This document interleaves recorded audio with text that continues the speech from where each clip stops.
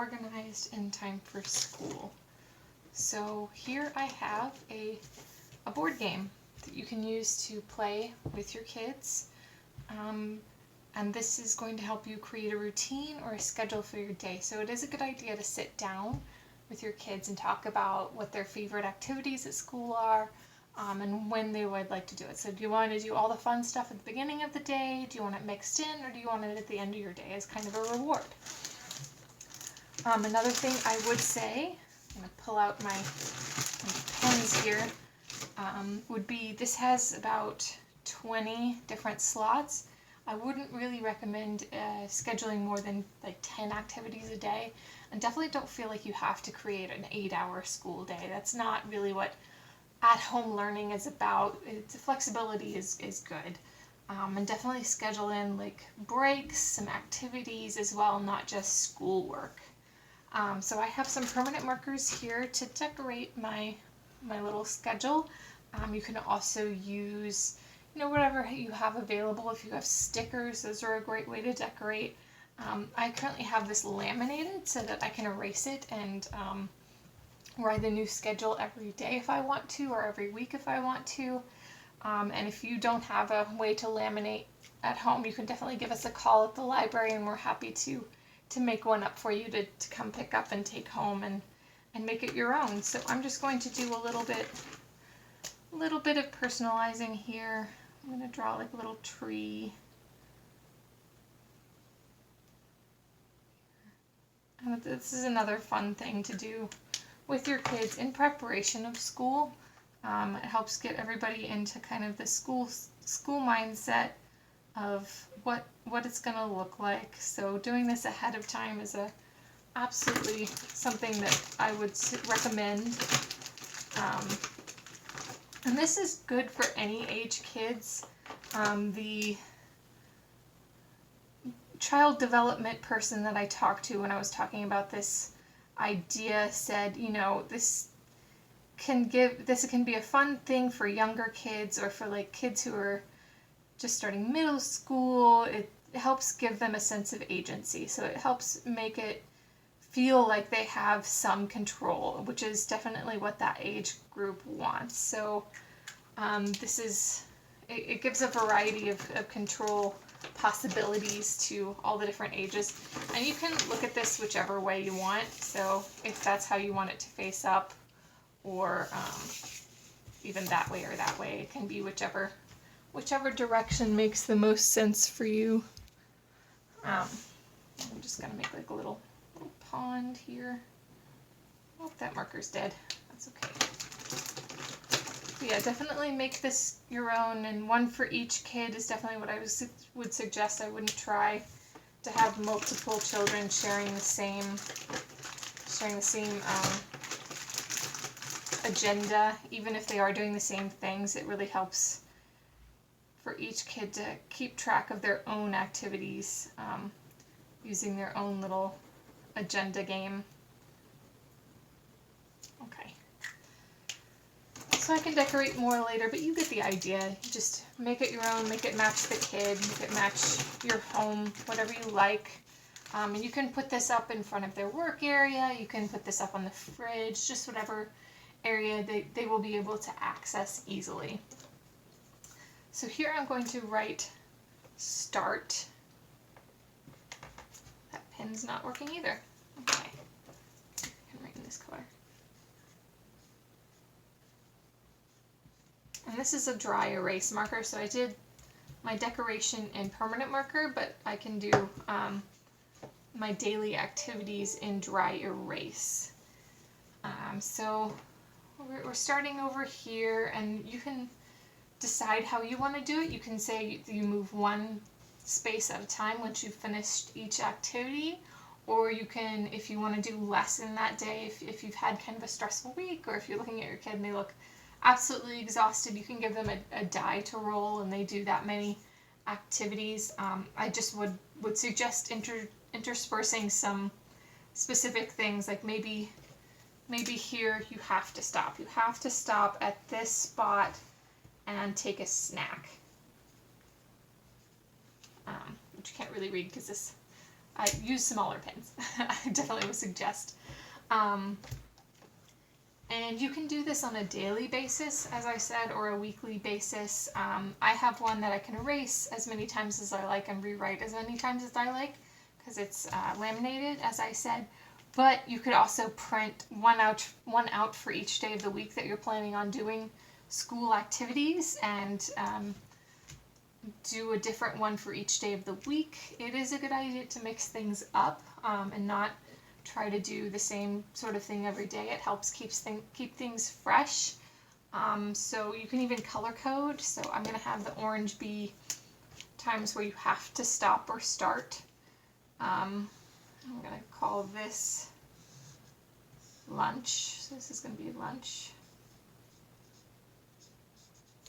Again, that's terrible. And this will be another period to stop, where they have to stop right towards the end of the day and do, see, what should we do at the end of the day? We'll write another snack. Maybe your kid doesn't need that many snacks, but you know your child best. You know how they're going to go attack their day, and you'll get better at figuring that out as things go along.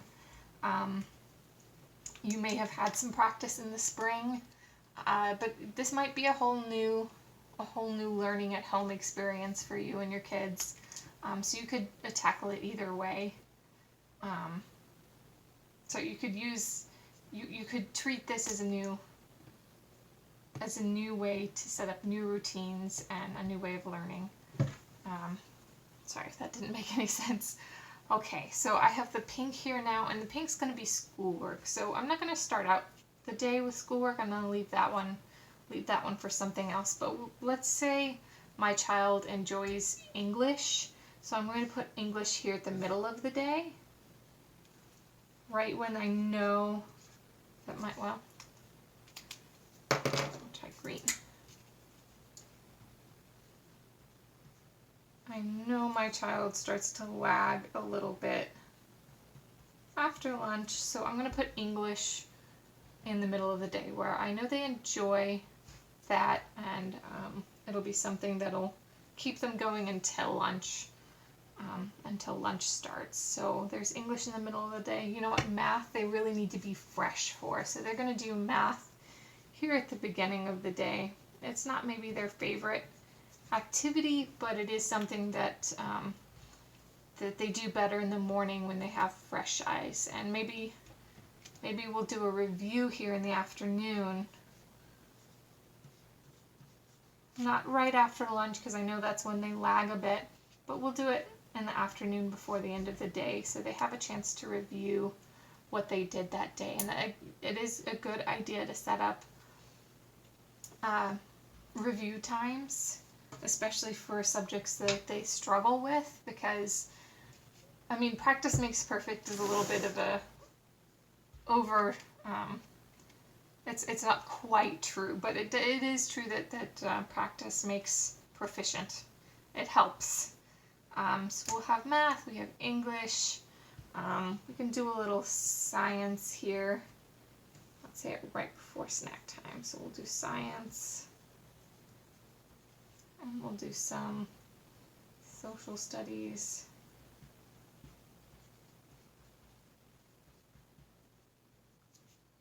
And whatever else, so we'll do some schoolwork here.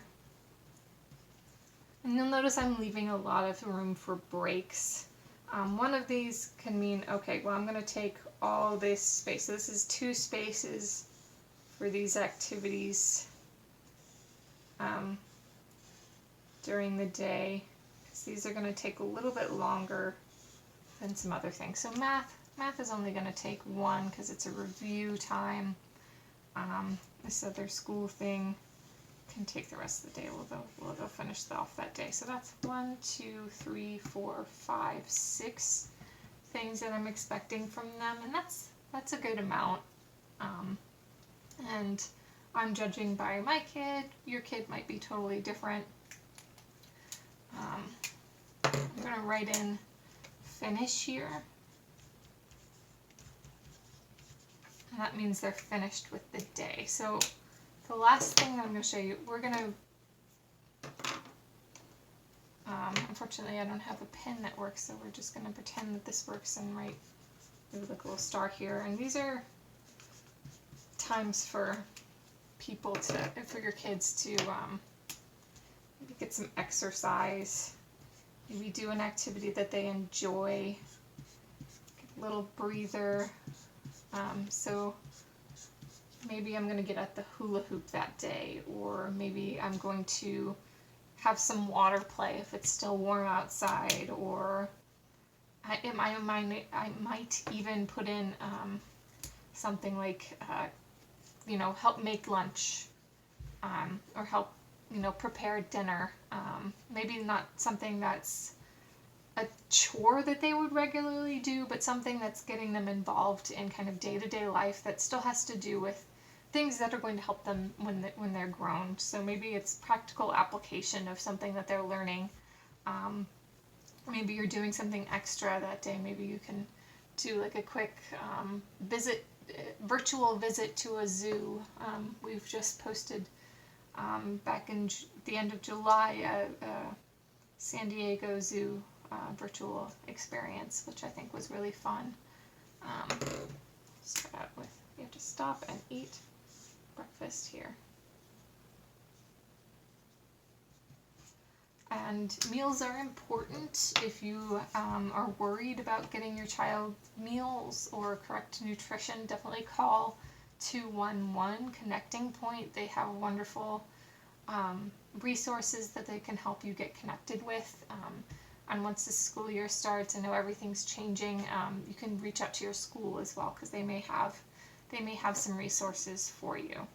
So back to the finish line. Once they pass that and they've finished with their day, I'm going to flip this over. And another thing you can do with your child when you're decorating is to create some sort of reward system on the back. Now that can look whatever you feel like. Maybe each day they get a reward, maybe each week, or maybe it's just a point system that they can use to buy things later. And again, that can look like anything depending on what your family chooses. So I'm just gonna make like a kind of a sad gold ribbon here. I'm not putting a whole ton of effort into this, but you get the idea.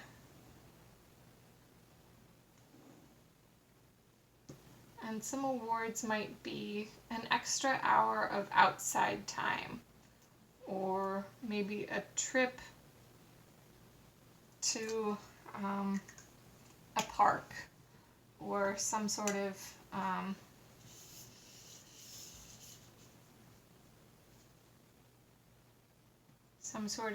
like a movie night. You can come check out a free movie at the library of their choosing, and you make a whole night of it. So maybe it's even outdoors if you have a projector, if you know somebody who has a projector. Maybe you could even turn your television towards the window and go sit outside on a blanket and pop some popcorn or buy some popcorn and enjoy the movie that way. Or maybe it's a special dress up time, or a special time with a parent that they don't usually get. That's a little bit of a reward. Maybe they get to pick dinner that night. Whoever finishes all their stuff, they can pick dinner items.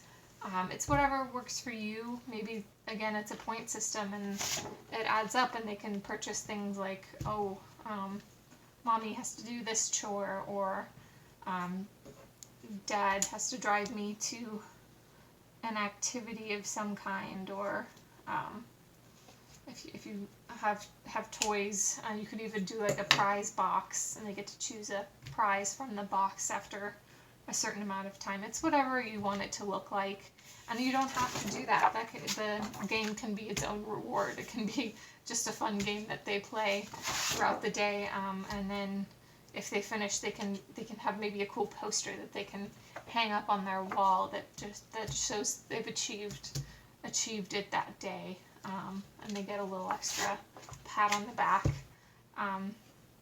And if they don't finish it, they don't finish it. That's okay. I know there's a lot of pressure right now and it's okay not to do absolutely everything. It's okay to fill the schedule with things that you enjoy along with your child.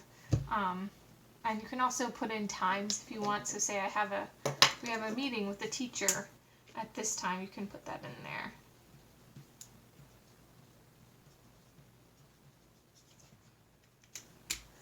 Again, this is really great. It's a blank slate. Customize it as you wish, but it does help to create a routine, to create something that's that makes things more organized, that helps kids know when they're supposed to be doing things and what they're supposed to be doing. And it does give agency to kids who want it, to older kids who are looking for a little of their own say in what they're doing. And if there are any other resources that you need, if you have any questions about that, please reach out to us. We're here to help. Thank you, everyone.